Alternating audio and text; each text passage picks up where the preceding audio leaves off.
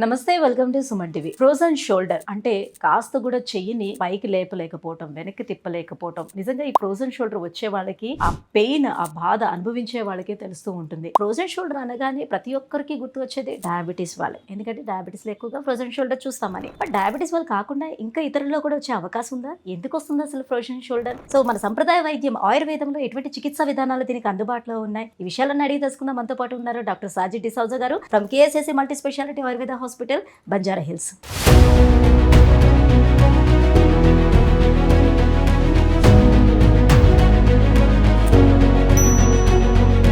Hello sir. Hi sir, frozen shoulder sir అంటే ఏంటి అసలు? సాధారణంగా ఫ్రోజన్ షోల్డర్ అనగానే అందరికీ కూడా మధుమేహం ఉండే వాళ్ళే గుర్తుకొస్తూ ఉంటారు, వాళ్ళకి మాత్రమే వస్తుందని అనుకుంటూ ఉంటారు. కానీ ఇంకా ఎవరిలో మనం చూడొచ్చు ఎక్కువగా ఫ్రోజన్ షోల్డర్? ఫ్రోజన్ షోల్డర్ వచ్చేటప్పుడు ఎటువంటి సిమ్టమ్స్ మనకు కనిపిస్తాయి? యాక్చువల్లీ ఫ్రోజన్ షోల్డర్ అనేది మన సాధారణంగా చెప్పిన ఒక పదం కదా, దానికి ఒక మెడికల్ టర్మ్. అది యాక్చువల్లీ అక్కడ ఏం జరుగుతుంది అనేది నుంచి మనం మొదలు పెడతాం. సో అడిసివ్ క్యాప్సులైటిస్ అనే ఒక కండిషన్ ఉంటుంది. అడిసివ్ క్యాప్సులైటిస్ మన షోల్డర్ జాయింట్ లో దానికి చుట్టూ ఒక క్యాప్సూల్ ఉంది అనమాట. ఓకే, ఈ క్యాప్సూల్ టైట్ అయిపోవడం, స్టిఫ్ అయిపోవడం, ఆ లేయర్స్ ఉంటుంది, కవరింగ్ ఉంటుంది, అది గట్టిగా అయిపోవడం, ఇదన్నీ అక్కడ జరుగుతుంది. సో అడిషన్ అంటే ఏంటి? కలిసిపోవడం. ఈ మన గమ్ము, గ్లూ, ఫెవికాల్, ఇదంటే అడిసివ్స్ అంటది, అంటే స్టిక్ అయిపోయిన సంగతి. సో మామూలుగా మన షోల్డర్ ఏంటంటే ఇట్లా బాల్ అండ్ సాకెట్ జాయింట్ ఇట్లా తిరుగుతూ ఉండాలి. చిన్న ఒక సాకెట్ మళ్ళీ ఇలా తిరుగుతూనే ఉండాలి ఈ షోల్డర్ జాయింట్. ఇది ఏమవుతుందంటే స్టిఫ్ అయిపోతుంది, మొత్తం జామ్ అయిన ఒక సిచ్యువేషన్. సో అందుకే దానికి పేరు అడిసివ్ క్యాప్సులైటిస్. ఆ క్యాప్సూల్ షోల్డర్ జాయింట్ చుట్టూ ఉన్న క్యాప్సూల్ స్టిక్ అయిపోవడం అనేది ఉంటుంది. ఎందుకు అలా స్టిక్ అయిపోతుంది? రకరకాల కారణాలు. ఇప్పుడు మీరు చెప్పేది డయాబెటీస్ ఒక కారణం అయితే, డయాబెటీస్ ఉన్న వాళ్ళకి చాలా మందికి అది వస్తుంది, అది నిజమే, వాస్తవం. కానీ డయాబెటీస్ మాత్రం కాదు, థైరాయిడ్ ఉన్న వాళ్ళకి వస్తున్నాడు. ఓకే, ఇంజురీ, మనం ఇప్పుడు షోల్డర్కి ఏదన్నా దెబ్బ తగిలితే, షోల్డర్ తాకి కింద పడింది అనుకోండి, షోల్డర్ దెబ్బ తగిలింది అనుకోండి, అలాగే ఇంకా ఎందుకు మనకి చాలా మందికి పడుకున్నప్పుడు ఒక్క సైడ్ పడుకోవడం అలవాటు ఉంది, అంతే కదా. సో మన షోల్డర్ మీద ఇట్లా వెయిట్ వేసి పడుకున్న వాళ్ళు కూడా ఫ్రోజన్ షోల్డర్ రావడం ఛాన్సెస్ ఉంది. ఓకే, మళ్ళీ అలాగే అక్కడ ఏదైనా ఇన్ఫెక్షన్, ఇప్పుడు మన రకరకాల ఇప్పుడు ఆర్థరైటిస్ లాగా ఆర్థరైటిస్ రావడం, లేదా గౌటీ ఆర్థరైటిస్ లాగా రుమటాయిడ్ ఆర్థరైటిస్ వచ్చి ఆ ఆర్థరైటిస్ అక్కడ ఇది ఎఫెక్ట్ అవ్వడం. ఇంకొకటి ఏంటంటే మనకి సర్వైకల్ స్పాండిలైటిస్ రావడం, స్పాండిలోసిస్ వచ్చి అక్కడ నుంచి కదా నర్వ్ ఇది చేసేది, అక్కడ అది ఎఫెక్ట్ అవ్వడం. ఓకే, అట్లా నానా కారణాలు ఉన్నాయమ్మా ఫ్రోజన్ షోల్డర్కి, ఒకటే కాదు. బట్ మనకేంటంటే డయాబెటీస్ ఉన్న వాళ్ళకి ఆల్మోస్ట్ మళ్ళీ ఏజింగ్ ఒక 50, 60, 70 ఆ ఏజ్ వచ్చిన వాళ్ళకి చాలా మందికి, అంటే మనం ఎక్కువ వాడడం కదా, ఈ వాడక మనకి ఏంటంటే పూర్వం మనకు తోక ఉండేది, టైల్ ఉండేది, అది కూడా మెడికల్ సైన్స్ అది పోయింది. సో అది ఏంటంటే యూస్ అండ్ డిస్యూస్ థియరీ అని ఒకటి ఉంటుంది. మనం శరీరంలో ఏదన్నా భాగం వాడకుండా అలా వదిలేసింది అనుకోండి, అది మెల్లగా పడిపోతాయి. సో అలాగే మన షోల్డర్ యాక్టివ్గా, మన చిన్నప్పుడు అయితే మన రకరకాల స్పోర్ట్స్ కానీ అలాగా ఏదో చేస్తూ ఉంటుంది. ఒక ఏజ్ తర్వాత మళ్ళీ ఏదో ఊరికి పడుకోవడం, ఏదో అలా చేయడం, అంటే ఈ మూవ్మెంట్ మరీ ఎక్కువ చేయడం, బట్టలు వేసిన తప్ప ఇది చెయ్యి పైకి లేపే సమస్యనే ఉండదు. సో అలా వాడక ఓల్డ్ ఏజ్లో అలా రావడం ఉంటుంది. మెన్ అండ్ ఉమెన్ కంపేర్ చేసినప్పుడు ఎవరిలో ఎక్కువగా కనిపిస్తుంది? విమెన్లో ఎక్కువ ఉంటుంది. కాదు అది మన స్టడీ చూసినప్పుడు లేడీస్కి ఇది ఎక్కువ కనిపిస్తుంది. అది ఎందుకో తెలియదు, మేబీ బికాస్ ఆఫ్ దేర్ ఒకప్పుడు చాలా ఎక్కువ పనులు చేసుకొని, లేదా వాళ్ళే మధ్యలో ఇప్పుడు మామూలుగా ఇంట్లో ఎట్లా ఉండదండి, ఒక కుటుంబం ఎలా ఉండదంటే వర్కింగ్ క్లాస్ ఉమెన్ వదిలేసి పక్కన పెట్టి చెప్తున్నాను నేను, అంటే ఇంట్లో ఉన్న హోమ్ మేకర్ అని ఒక కేటగిరీలో ఉన్న లేడీస్ని, వీళ్ళు ఏంటంటే హస్బెండ్ని, పిల్లల్ని ఆఫీసులు, స్కూల్లో వెళ్ళి పంపించిన తర్వాత కొంచెం రెస్ట్ తీసుకోవడం ఉంటుంది, పగల టైం, డే టైంలో కూడా. సో అది కూడా ఒక కారణం ఉండొచ్చు. Then they build up lot of weight, body wait.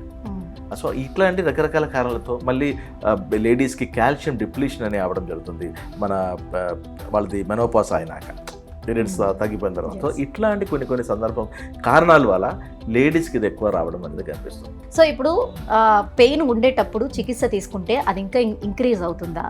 ఎలా దానికి ట్రీట్మెంట్ అనేది ఇవ్వాల్సింది? లేదమ్మా, దీనికి 3 స్టేజెస్ మనం చెప్పగలుగుతాం. ఒకటి ఫ్రీజింగ్ టైం అంటది, అంటే అది ఫ్రీజ్ అయిపోయిన టైం, అప్పుడు పిచ్చిగా పెయిన్ ఉంటుంది, స్టిఫ్నెస్ ఉంటుంది, అక్కడ ఆ భాగం అంటే వాపు అనేది ఉంటుంది, ఏదో అక్కడ ఏదో ఒక రాయి ఉన్నట్టు ఫీల్ అవుతుంది. మన షోల్డర్ కాదు, ఏదో అక్కడ మమ్మల్ని ఎవరో పట్టేసి పెట్టుకున్నట్టు ఒక ఫీలింగ్ వస్తుంది, ఫ్రీజింగ్.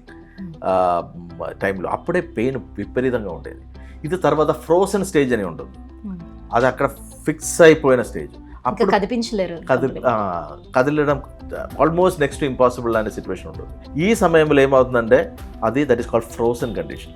ఆ ఫ్రోజన్ కండిషన్లో మనకి ఎక్కువ పెయిన్ అనేది ఉండదు, కానీ మొబిలిటీ అస్సలు మూమెంట్ ఉంటుంది. మనకి చెయ్యి మన తల కన్నా పైకి లేపడం కుదరదు, కోంబు చేయడం కానీ, బట్టలు వేయడం కానీ, మన షాంపూ చేయడం కానీ, ఏది చేయడానికి ఇది ఈ ఒక్క రేంజ్ కన్నా చెయ్యి మూవ్మెంట్ అవ్వదు, ఫ్రోజన్ కండిషన్. ఇవి తర్వాత మనం న్యాచురల్గా కొన్ని ఎక్సర్సైజ్ కానీ, ఫిజియోథెరపీ కానీ, మన ట్రీట్మెంట్ కానీ చేసి వచ్చేప్పుడు that condition is called thawing stage. మెల్లగా వాపు అన్ని సెటిల్ అయిపోయి గట్టిగా అయినది మెల్లగా లేతగా రావడము, ఆ జాయింట్ మొబిలిటీ రావడము, అవి అన్ని థాయింగ్ స్టేజ్ అని అంటారు. So there are 3 stages basically. And ఈ యొక్క సంగతిలో ఏంటంటే ఆయుర్వేదం ఈజ్ ది బెస్ట్. ఇప్పుడు అలోపతిలో మామూలుగా నేను with due respect modern medical system, వాళ్ళు ఏంటంటే ఫైనలీ కీ హోల్ సర్జరీ చేయడం జరుగుతుంది. అక్కడ చేసి లేదా అక్కడ ఫ్లూయిడ్ని దానిలో పంపించడం, హైడ్రో థెరపీ అని ఒకటి ఉంటుంది, వాటర్ అక్కడ ఇరిగేట్ చేసుకొని అక్కడ ఆ క్యాప్సూల్ లోపల కొద్దిగా మొబిలిటీ తీసుకురావడం. అండ్ దెన్ ఇవి అన్నీ అవసరం లేదమ్మా, చక్కటి మన ఆయుర్వేదిక్ ట్రీట్మెంట్ అవి చేసుకుంటే విత్ ఇన్ నో టైం. అంటే ఎన్ని రోజుల్లో తగ్గడానికి అవకాశం ఉంటుంది? కొంతమంది ఆల్రెడీ అలోపతి మెడిసిన్స్ యూజ్ చేస్తూ ఉన్నారనుకోండి, సో సైమల్టేనియస్గా దానికి ఈక్వల్గా మన ఆయుర్వేదం కూడా తీసుకోవడానికి అవకాశం ఉంటుందా, లేకపోతే ఫుల్గా స్టాప్ చేయాల్సి ఉంటుందా? అంటే మనకి ఇప్పుడు రెండు కలిపి చేసుకోవచ్చు. ఆయుర్వేదంలో ఎస్పెషల్లీ కేఎస్ఏసి హాస్పిటల్ది ఫిలాసఫీ ఏంటంటే ఎవరితో పోటీ పట్టడం కాదు. అది ఇంకొక్కరు వ్యక్తి అయితే కూడా, ఇంకొక ఆయుర్వేద సెంటర్ కానివ్వండి, అలోపతి కానివ్వండి, హోమియోపతి కానివ్వండి, ఏ సిస్టమ్తో మనం పోటీ లేదు. మనకి ఇక్కడ ఏంటంటే మన హాస్పిటల్ ఎవిడెన్స్ బేస్డ్ ట్రీట్మెంట్ ఉంటుంది. ట్రీట్మెంట్కి ముందు రిపోర్టు, ట్రీట్మెంట్ తర్వాత రిపోర్టు. సో అది even without an injection, even without a surgery, even without analgesic, pain killers, steroids, ఇది ఏమి ఇవ్వకుండా న్యాచురల్గా మనం దానికి తగ్గించి తీసుకురావడం, సైడ్ ఎఫెక్ట్స్ ఏమీ లేకుండా తగ్గించి రావడం ఒక ట్రీట్మెంట్ ప్రోటోకాల్. సో మనం మామూలుగా అయితే 7 days, ఇప్పుడు మైల్డ్ స్టార్టింగ్ స్టేజ్ ఏదైనా ఉంటే 7 days తగ్గిపోతుంది, లేదంటే 14 days, లేదా 20, multiples of 7. It depends on the severity of the disease. Associative diseases, ఇప్పుడు ఈ ఫ్రోజన్ షోల్డర్కితో పాటు డయాబెటీస్ ఉందనుకోండి, అది మాత్రం ఉందంటే అది కంట్రోల్ వెంటనే తీసుకురావాలి. And we in KCC hospital we reverse diabetes. I'm telling viewers, there is happy news. If you have anybody, మీ ఫ్యామిలీలో డయాబెటీస్ ఉందనుకోండి, type 2 diabetes, it can be completely reversed. అది కూడా within 3 to 6 months time. So diabetes ఉన్నవాళ్ళు దాని దిక్కెళ్ళి frozen shoulder వస్తే కూడా తగ్గించడం కుదురుతుంది. And we reverse thyroid. The second main reason for frozen shoulder is thyroid. ఆ థైరాయిడ్ కూడా మనం రివర్స్ చేయడం జరుగుతుంది. సో ఆటోమేటికలీ దానితో పాటు మనం మొబిలిటీ ఇస్తే డెఫినెట్లీ ఫ్రోజన్ షోల్డర్ తగ్గిపోతుంది. మళ్ళీ ఇంజురీ హీలింగ్కి ఆయుర్వేదం తప్ప ప్రపంచంలో ఏం సొల్యూషన్ లేదు. Okay, muscle relaxation, muscle injury healing, tissue healing, అక్కడ లిగమెంట్ ఏదన్నా ఇదైతే పార్షియల్ టేర్ లిగమెంట్ అయితే కూడా మనం హీల్ చేయడం కుదురుతుంది వితౌట్ ఎనీ సర్జరీ. సో ఆయుర్వేదంలో కూడా మెడికేషన్ ఏమైనా ఇస్తారా, లేకపోతే థెరపీస్ తోటి దాన్ని క్యూర్ చేయడం జరుగుతుంది? మెడిసిన్స్ కూడా ఉంటుంది కదమ్మా అక్కడ, బికాస్ థిక్నింగ్ అవుతుంది, దాన్ని థిన్నింగ్ చేయడం అనేది ఒకటి ఉంటుంది. మళ్ళీ అక్కడ న్యాచురల్లీ సైనోవిల్ ఫ్లూయిడ్, మెంబ్రెయిన్, ఇవి అన్నీ ఎంట్రీ చేసుకొని తీసుకురావడం జరుగుతుంది. లూబ్రికేషన్ అనేది కంపల్సరీ అక్కడ పోవాలి. ఓకే, ఆ జాయింట్లో వచ్చిన అబ్రేషన్స్ అది హీల్ చేసి రావాలి. So we have to take internal medication also. So ఇది ప్లస్ ఆయుర్వేదిక్ మసాజ్ థెరపీస్, అది స్పెషలైజ్ థెరపీస్ ఉంటుంది అనమాట. ఆ జాయింట్కి మరీ రప్చర్ రాకుండా దాని నుంచి బయటకు వచ్చి ద మొబిలిటీ కంప్లీట్ తిరిగి రావడం, చుట్టూ ఉన్న మసిల్స్, టెండన్స్, లిగమెంట్స్, దీన్ని అన్ని రిలాక్స్ చేసి తీసుకురావడం, దాని మళ్ళీ ఫర్దర్ మూవ్మెంట్కి ఎట్టు విధంగా పెయిన్ ఫ్యాక్టర్ పేషెంట్కి రాకుండా చూడడం. So there is a phase of treatment what we do, and it is one of the best classical treatment what we do with, I can vouch more than 100%. 100 కన్నా పైన ఒక percentage లేదు కాబట్టి నాకు చెప్పలేను. I can only say it is 100%.